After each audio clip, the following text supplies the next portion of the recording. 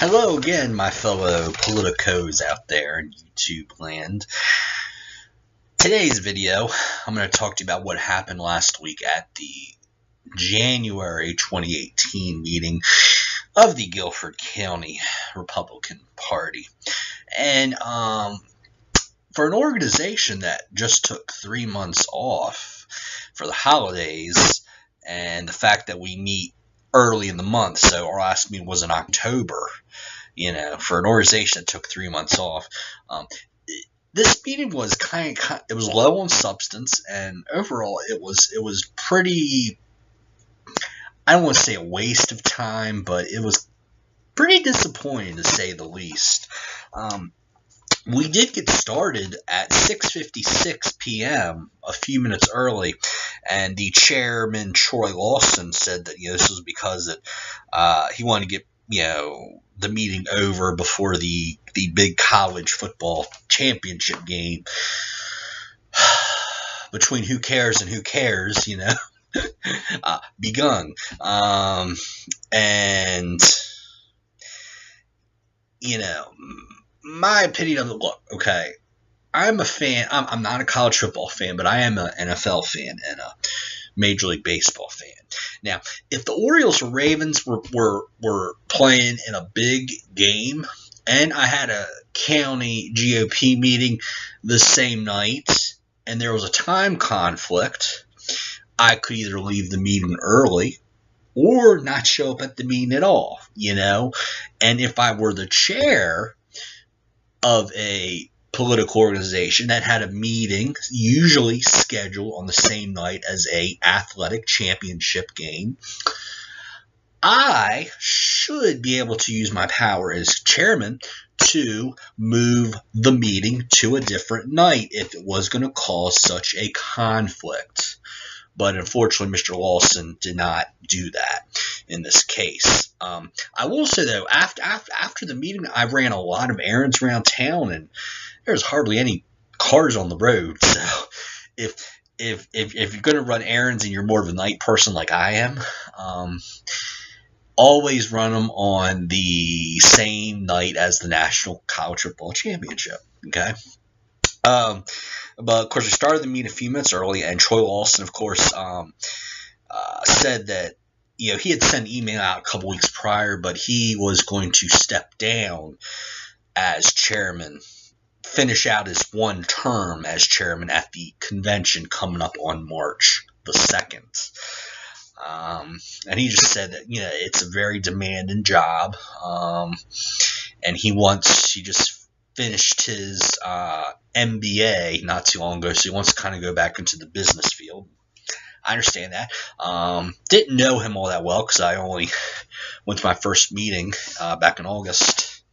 So I had like 3 meetings to really kind of evaluate him as chair and a couple other events, but I think he did a pretty good job.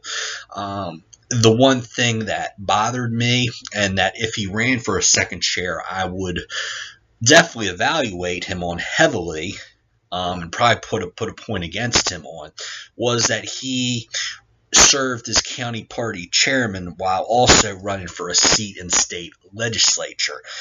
And of course, that has the words conflict of interest all over it.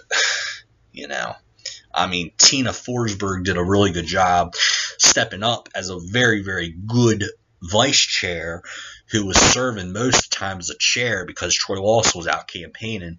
But still, having 2 jobs like that at the same time, in my opinion, it just doesn't sit well with me.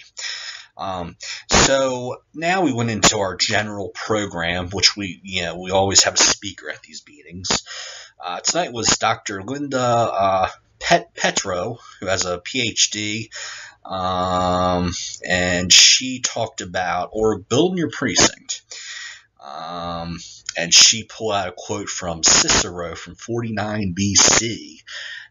It says basically that's the GOP platform right there. And then in terms of precinct organization, she pulled out a quote from Abraham Lincoln from 1849. And she is the daughter I believe she said. Yeah, the daughter of a 1968 Republican National Convention delegate. And she's from Pennsylvania. And up in Pennsylvania, and fortunately, like Florida too, the delegates for the National Convention are picked you have to run in a GOP primary rather than here in North Carolina. You can get picked at a district or state convention. She says the good reason for that is that it eliminates favoritism, but my feeling with that is if you put it in a primary election, the person who has the most money and the person with the most money is going to win, not necessarily the most hardcore activist in the party or the person who works the hardest is going to win. That's my problem with that process. Basically, if you're going to be precinct chair in politics, you know that there's a 6-word phrase. It says find them, vote them, and count them. Right? You go out, knock on doors in your neighborhood, find out who. You can go to your board of elections, get a big logbook of who the Republicans are, who the Democrats are, who the unaffiliateds are. But just know that just because you knock on a Republican door and you're knocking on and you're representing the Republican Party does not necessarily mean they're going to be the most cordial, nicest person in the world. I know this from personal experience doing a lot of door knocking. They're unfortunately, and this is the same if you're, a Democrat doing work for the Democratic Party. There are just a lot of people out there who are registered to vote, and then they just want to forget politics altogether. So if you come up to them and, try to persuade them on a candidate, you need to be quick about it. You probably have 10 or 15 seconds before they shut the door in your face. Yeah. But some other things you can do that are not necessarily in the door-to-door realm, well, you can start a Facebook page for your precinct. And this Facebook page, it does not have to be just about politics. You can put, share recipes for your favorite chicken enchilada recipe, or it could be, little Emily needs a babysitter for Saturday night. Me and the missus want to go out to a movie. We need a babysitter, so you put it on the Facebook page as an announcement. And some of this too you can do with the Next Door app also. That's another great way to, talk around your neighborhood and also put out political events too for stuff.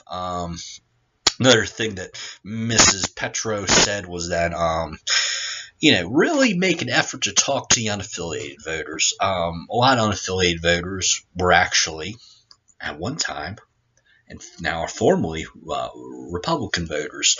And they kind of there's too much bickering in the party in the fight, so they said, the heck with it, we're out of here, we want to go you and I. UNA, excuse me. And just, have a conversation, don't let's necessarily make it about politics. Try to make it about, hey, nice Ravens flag. You a Ravens fan? And, do you have any children? And then try to, after a few minutes, try to steer the conversation back to, why did you leave the Republican Party? And try to persuade them to come back. And get to know them, just not on a political level, but on a personal level too.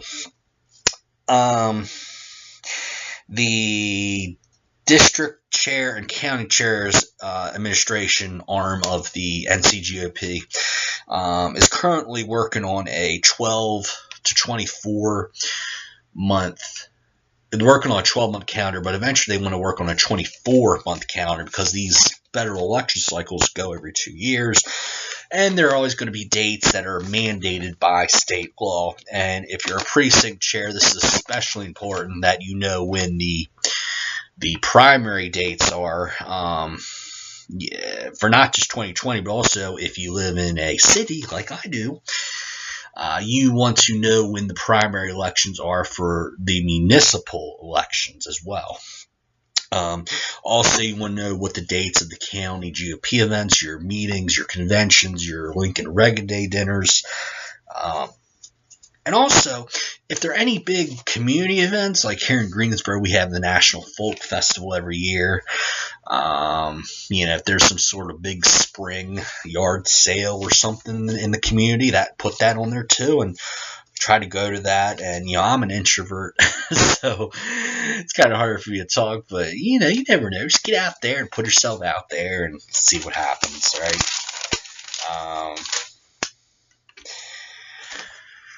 Precinct training. Ms. Petro talked about, don't just make training this long, mundane, 8 hours on a Saturday kind of thing. Try to break it up into little segments where you're not sitting for more than like 45 minutes or an hour. And try to put in like an instant recess where, you start playing dance music and people get up and dance for a few minutes. Or you can put in like a laughter clip, your favorite quote from your favorite part from the movie Dumb and Dumber or something. Also, look at Precinct Power and Precinct Medic as a couple good political organizational tools. Also, host a scavenger hunt. This can be in your precinct. It can also be in 2 precincts at one time or the whole county. You can start with like, hey, one of them could be find a yellow tennis ball. Okay, you knock on one of your neighbor's door, say, hey, do you have a yellow tennis ball? And they'll be like, yeah, we do. Okay, because we're doing a scavenger hunt. And then, a few days after you do the scavenger hunt, you can go back and thank them and try to say, hey, I'm Bobby from the local Republican Party. We're having a convention on March 2nd. We'd love for you to be there. And this is all, scavenger hunt's also a way to just keep people talking and get people engaged. And it does not necessarily have to be politics, but if you're a precinct chair, you obviously sort of want this to get political, but not political, right off the bat. And then, okay, so every precinct chair should have a map of your precinct. That one, you're probably going to have to go to the Board of Elections office and pay like $10 or $20 for it. There's really, there's really no other way around that. A list you can get usually free of charge from the Board of Elections. Voter registration sheets are always free, and there's always plenty of them in your county GOP building or at the Board of Elections office.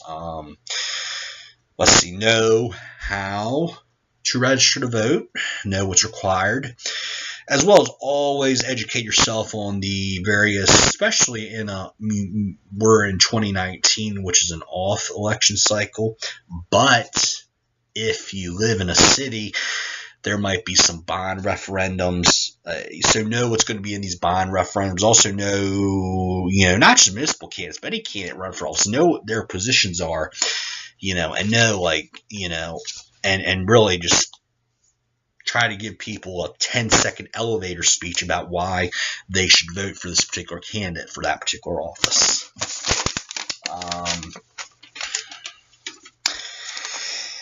And then we have the business portion. This is a very brief business portion. We voted, and I talked about this at, I believe, the October meeting, expanding the executive committee from 5 officers to, I believe, 16. And these new officer positions will be voted on at the March 2nd convention. And that was also when the changes would take place. So that's why I wanted to vote on this beforehand, because if you introduce this and you vote on it at the same time, it's going to be a huge cluster mess, right? And yes, this did pass by. It was unanimous that to expand the executive committee. We went into our club updates. I'm going to be kind of brief on this, but the women's club, very active. They have like 3 or 4 clubs. They're meeting every month. Teenage Republicans were very active with the Ted Budd for Congress campaign. He won a 2nd term. Yay. And the NCGOP actually sent the TARs a letter of praise for their hard work as well with that. They're trying to organize a bus trip to D.C. They've been invited by Congressman Ted Budd and Mark Walker. No date is set yet, but it's going to be after the snow season, which hopefully will be wrapping up within the next month to 6 weeks or so. So hopefully sometime in this, March, April, May. It'll have to be on a Monday through Friday. And when I get information about that, I'll try to share it on my YouTube channel or at least my Facebook page as well for that. After that, we adjourned at 8:08 p.m. So this was an hour and 12-minute long meeting. It was the shortest meeting that I have so far. This is meeting number 4. The longest meeting was like 2.5 hours. So you never know.